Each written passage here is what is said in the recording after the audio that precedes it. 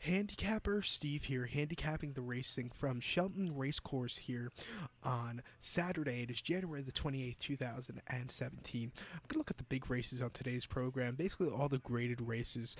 So those are races 1, 3, 4, 5, 7, and 8. So the 12 o'clock, the 110, the 145, the 215, the 325, and the 4 o'clock. If you want the other races, you have to follow me on Twitter at HorseRacingKid5 on Twitter to get those selections. I'm going to look at all those races. Let's get on to it. Starting off, race number 1 goes off at noon in the UK, goes off at 7 a.m. here in America, and I'll probably be up for that for the first time ever since it's 5 o'clock in the morning here and I just woke up, so I'll be getting to watch Cheltenham live instead of on a replay because I sleep during the morning. But the first race to 12 o'clock is the JCB Triumph Trial Juvenile Hurdle. It's a grade 2 race here for Class 1 horses, going for a purse of $37,000. It's for juvenile 4-year-olds only, field of 6 horses, traveling 2 miles and 1/8 over the hurdles. My top pick in this race, and I'm going to pick the favorite, that's the 2 horse, Defy du Seuil. I'm going to go 2-1-5 in the TriCast or the trifecta, but number 2, Defy du Seuil, 4-5. Richard Johnson's on this Philip Hobbs trained 4-year-old gelding. Most recently, this horse had to start at Chepstow on the 27th of December of last year over the hurdles. 3,200 meters in the Grade 1 Future Champions Finale Juvenile Hurdle. Horse won by 13 lengths that day and won pretty easy in a field of 5 horses. It was the best horse in that race and proved that he ran well on a very waterlogged turf course. Start before on December 10th over this course here at Cheltenham, 2 miles and 1/8 in a juvenile hurdle for Class 2 horses. This horse is a course and distance winner. He won by 1 3/4 lengths at 67 cents to the dollar. In a field of 5 horses, was very, very easy, that victory. And then the JCB Trial Juvenile Hurdle here at Cheltenham back in November. Horse won by 1 3/4 lengths. A very easy victory in a field of 9. Looking over this field, I don't think any horse really comes close to this horse's worst race. So I think this horse should have a good start here today. You know, even his French races, this horse started his career in France last April. Those were very well, ran really well. So I'm going to use this horse here as a top pick. So to recap my bets for the 12 o'clock, race number 1 from Cheltenham, it's the JCB Triumph Trial Juvenile Hurdle. Going to go with the 2 horse here, Defy du Seuil. Going to go 2-1-5, 2-1-5. So now we're going to skip over race number 2. If you want race 2 selections, you have to follow me on Twitter. But race number 3, the 110 post time is a big one. It's the Hugo's Restaurant Barbados Trophy Handicap Hurdle. It's a grade 3 race here for Class 1 horses, going for a purse of $74,000 for 5-year-olds and upwards. We have a field of lucky 13 horses traveling 2 miles and 5/8 over the chase course. My top pick in this race, I'm going to go to the 5 horse ASO as a top pick. I'm going to go 5-3-13 in the TriCast or the trifecta. For number 5, ASO, 8-1, Charlie Deutsch is on this Vinetta Williams trained 7-year-old gelding. Most recently, this horse had to start on December the 27th at Chepstow, 2 miles and 3/8 in a handicap chase for Class 2 horses. Horse won by 4 lengths that day and, ran incredibly well. Best horse in the field, proved it, and, it was just all around great victory. Start before over the ground here at Cheltenham, 2 miles 5/8 in the Caspian Caviar Gold Cup handicap chase. Horse finished second by 2 1/4 lengths, and, closed up a little bit that day, but needed a little extra kick, I've noticed watching the replay. I think he should have a better start here today. And then start for November the 12th at Cheltenham, first start of the season in the Bet Victor Gold Cup Handicap Chase. Horse finished 4th by 5 1/4 lengths. I think he needed the race. I'm trying to beat the 3 horse. He's going to probably get bet into the ground here in the North America pools for this race. But 8-1, I like the price on this one, and I think he'll be jumping well. So to recap my bets for race number 3, it's the 110 from Cheltenham. It's the Hugo's Restaurant Barbados Trophy Handicap Chase, the grade 3 race. Going to go with the 5 horse ASO. Going to go 5-13. 5-3-13 in the TriCast. So now let's get on to race number 4. The 4th race, the 145 from Cheltenham, is the race that was supposed to run last week at Ascot, but got canceled because of frost or something like that. The ground was too frozen. But the 4th race is the Grade 1 Clarence House Chase.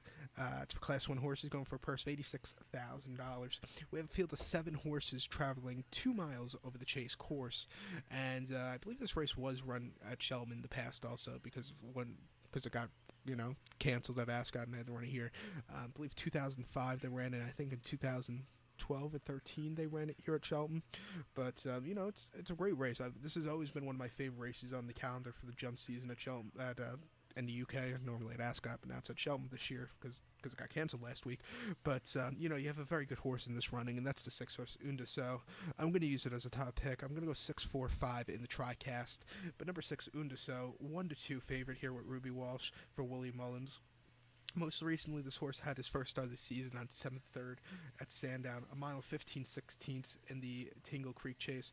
Horse won by a length that day. He looked like in the stretch in the final run, and he looked like maybe he was going to get beat, but he had enough left over to win. By looking at that run, you did notice that this horse needed that run that day because it was a very long, he had a 6-month break. I think today this horse should be rearing to go, maybe even running his best race. He did win this race last year at Ascot. By 5 lengths and ran incredibly well. So just keep that in mind. But there was an extra furlong that day, going 2 miles and 1/8. Now this year it's only 2 miles. But I think he should have a good run here today.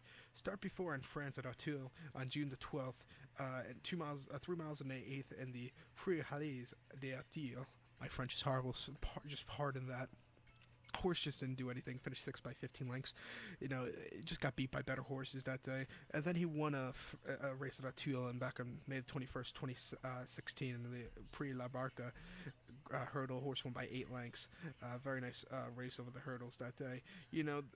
After the Clarence House win last year, he finished second at the festival in the Queen Mother Champion Chase, and then at Sandown in April, he finished second in the Betts 365 Celebration Chase behind Sprinter Scare, who this horse lost 2 starts in a row. But I think this horse should have a good start here today, so let me use it as the top pick. So to recap my bets for the 4th race from Cheltenham, the 145, it's Clarence House Chase. I'm going to go with the 6-horse Unda, so I'm going to go 6-4-5 in the TriCast. Race number 5 now from Cheltenham, the 215, is the Bet Bright Trial Colt Wald Chase. Class 1 race here for Grade 2 horses, going for a purse of $123,000 for 5-year-olds and upwards.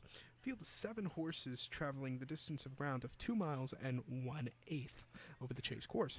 My top pick in this one, I'm going to go to the 4-horse Thistlecrack, another short price favorite, but I think I do have some long prices at the end of the card to overcome the 2 short prices in the mid card. But number 4, Thistlecrack, looks very hard to beat on paper.